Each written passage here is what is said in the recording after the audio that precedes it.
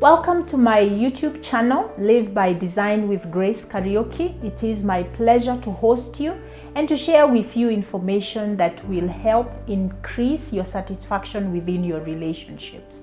Life is made meaningful because of the connections we have with other people. And the most important connection that we can have in this world is actually the connection that we have with the person of the opposite sex, our romantic interest, the person that we join ourselves together with. So as we talk about the things that cause problems within our marriages and within our committed relationships, we've been focusing on cheating. And so today, as we talk about the mind of, or the psychology of the cheater, I'm going to touch on it very briefly, and I'm going to touch on it from the point of view of an addiction. Addiction, you can describe it as doing or repeating certain behaviors in spite of the consequences. When you talk about addiction, we are talking about tolerance, we are talking about dependence, and we are also talking about withdrawal. Tolerance means that you do it more and more, and you need much more to get the same kind of feeling that you had before. Number two, dependence means that you feel either mentally or physically addicted to it. Your body needs it or your mind needs it. And then the withdrawal symptoms, it means that when you don't do that behavior, then you have some negative effects within you, whether they are psychological, whether they are mental, or even physical. For instance, you may find yourself daydreaming about that person that you are in a relationship with who is not your spouse, and that is a psychological withdrawal. So when you stop talking to them, when you don't see them in a few days, when you don't do the things that you normally do with them, then you have this uncomfortable feeling, these negative emotions. There is a craving for them. And so it is good to understand that as a person who is addicted to this behavior, that you will struggle with that. Let me talk about pleasure. It's something that we get in our brain when we do something that we like. Anything that makes us feel good, then it informs our brain that behavior gives us pleasure, and so it is worthy of repetition.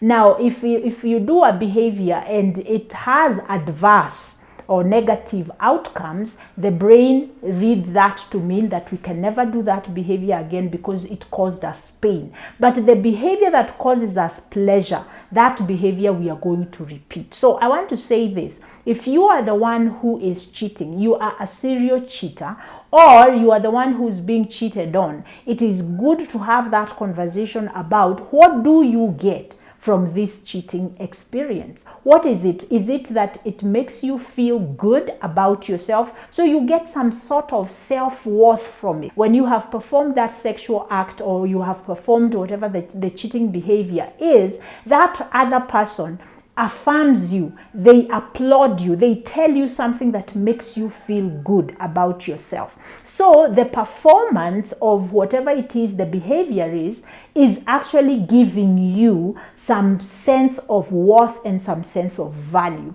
If you are not getting that within your committed relationship, you will keep going to look for it, because you need to be able to feel good about yourself, and the sexual act or the infidelity is giving you that satisfaction. That is one of the benefits of cheating, and that is the way that the person who is cheating, that's the way they are thinking. There is also the other thing that I would want to say, that there are people who have what we call impulse control problems, or what we call self-control. So these people are not able to control themselves. If they feel something, they have to act on it. It's what we call instant gratification. So if they are sitting there and they feel the urge to flirt with a person, and that other person is willing to flirt with them, they will flirt, and then it will continue to grow. And because they have impulse control problems, they are not able to stop it from happening.